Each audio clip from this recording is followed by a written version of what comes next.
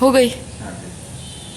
कक्षा 8वीं के सभी विद्यार्थियों को ढेर सारा इसमें रक्षाबंधन एक पवित्र त्यौहार जहाँ पवित्रता के साथ योग्यता का आकलन भी होता है। योग्यता क्या कहलाती है?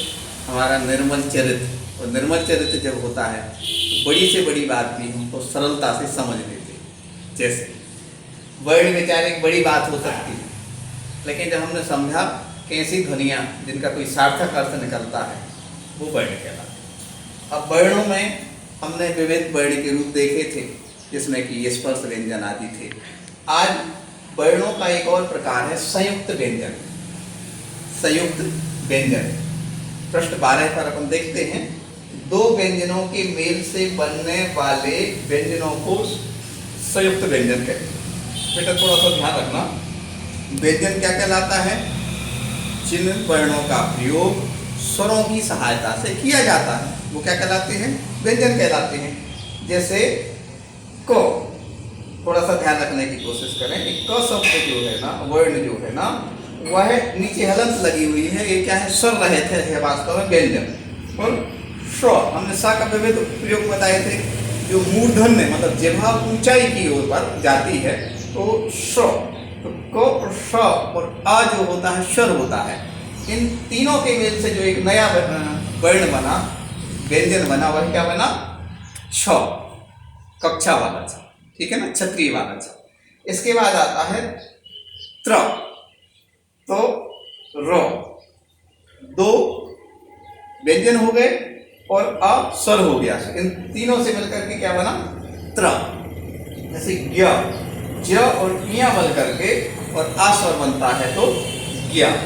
और श्र, श्रो कौन सा सा है बेटा? यदि क्लास होती तो हम प्रत्यक्ष आपसे पूछते किसी बच्चे से कि ये कौन सा सा है। हमने उस दिन थोड़ा डिटेल बताया था। ये तालब सा, तालब सा, जहाँ जिह्वा कुछ दांतों से टकराती हुई, थोड़ा सा उसका स्पर्श करती हुई ऊपर तालू से टकराती है। श, शक्कर वाला सा। श और र मिलकर के और आ स्वर मिला तो क्या हो गया? स्रा। इस तरह ये चारों क्या है बेटा?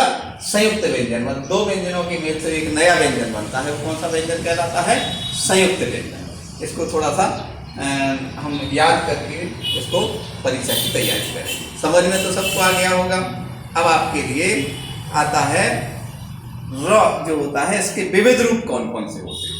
देखो थोड़ा सा समझने की कोशिश करना बेटा। देखेंगे सब बच्चे कि जैसे इसमें हम इस बात को समझते हैं कि र शब्द आया है, तो र शब्द का हम कहाँ कहाँ प्रयोग कर सकते हैं? देखें, जब र किसी व्यंजन से पूर्व आता है तो उसका प्रयोग व्यंजन के ऊपर, परंतु जहाँ उसका उच्चारण होता है उसके अगले वर्ण पर किया जाता है।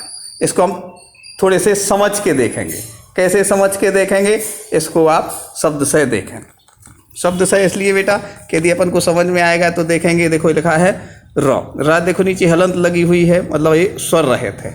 अब जब स्वर रहित व्यंजन के पूर्व आता है, रा किसी व्यंजन से क्या आता है? पूर्व आता है, तो उसका प्रयोग व्यंजन के ऊपर, परंतु जहां उसका उच्चारण होता है उसके अगले वर्ण पर किया जाता है। जैसे देखो आपको स्पष्ट दिख रहा होगा, हमारी उंगली पर ध्यान देंगे, कर्म लिखा, क म ऊपर रेप है ना, एक कर्म हो गया। मतलब यहाँ आप समझने की बात है कि रा किसी व्यंजन से पूर्व आता है तो उसका प्रयोग व्यंजन के ऊपर किया जाता है, ठीक है ना। ऊपर प्रयोग किया जा रहा है कि नहीं किया जा रहा है? क क्या है? व्यंजन है, और व्यंजन के बाद माँ है और उसके ऊपर रा का प्रयोग ऊपर किया। धर्म, पर्व, मार्ग आदि। स्पष्ट हुआ?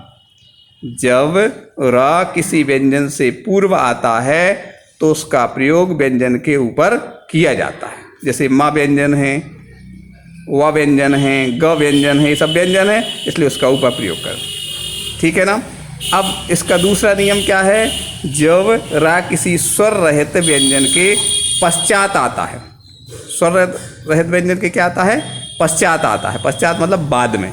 उसमें बताया गया था पहले, उसमें बताया जा रहा है बाद में आता है। तो रा का प्रयोग व्यंजन के नीचे वाले भाग में देखो, इसमें नीचे हलंत लगाकर एक तिरछी रेखा के रूप में प्रयोग किया जाता है। साथ ही रा को वर्ण के नीचे के रूप में भी लगाया जाता है। जैसे प आपको दिख रहा होगा बेटा, हमारी उंगली पर तब ध्यान देंगे, प और र।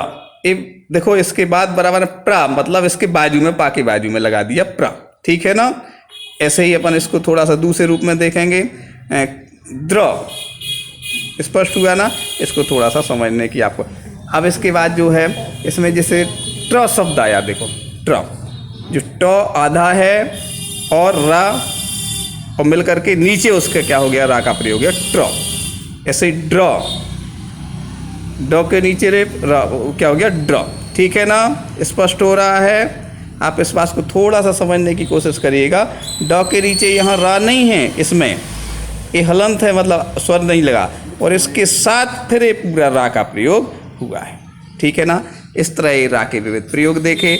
अब इसके बाद आता है अतिरिक्त व्यंजन। अतिरिक्त व्यंजन क्या कहलाते? हिंदी में ड तथा ढ, ड डमरू का और ढ ढक्कन का, दो अतिरिक्त व्यंजन माने गए, जिसके नीचे क्या होता है, बिंदु होती है। देखो आप देखें, बिंदु दिख रही है स्पष्ट रूप से। इस तरह से ये दोनों अतिरिक्त व्यंजन के अंतर, इनका प्रयोग उच्चारण ड ढ से क्या है, थोड़ा भिन्न है। जैसे सड़क, पेड़, पड़, चढ़ आदि। आगत ध्वनियाँ भी आप जानते हैं, विदेशी भाषाओं के संपर्क में आने से कुछ विदेशी ध्वनियाँ भी हिंदी में प्रयोग की जाती हैं। जैसे ओ, इसका प्रयोग अंग्रेजी भाषा के शब्दों के लिए होता है, जैसे डॉक्टर, कॉफ़ी, कॉलेज आदि।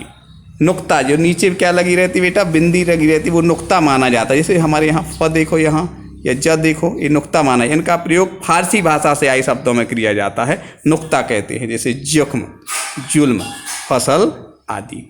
स्पष्ट हुआ बेटा? इसको आप समझने की कोशिश करना। यथा समय इसका क्या करेंगे, हम अपने मानस में तैयारी रखेंगे और इसको अभ्यास जो होगा उसमें इसका प्रयोग करेंगे, ठीक है। ढेर सारा स्नेह, पवित्रता, निर्मलता बनाए रखें ताकि हमारे जीवन में सुख रहे और प्रत्येक दिन रक्षाबंधन जैसा हो। धन्यवाद।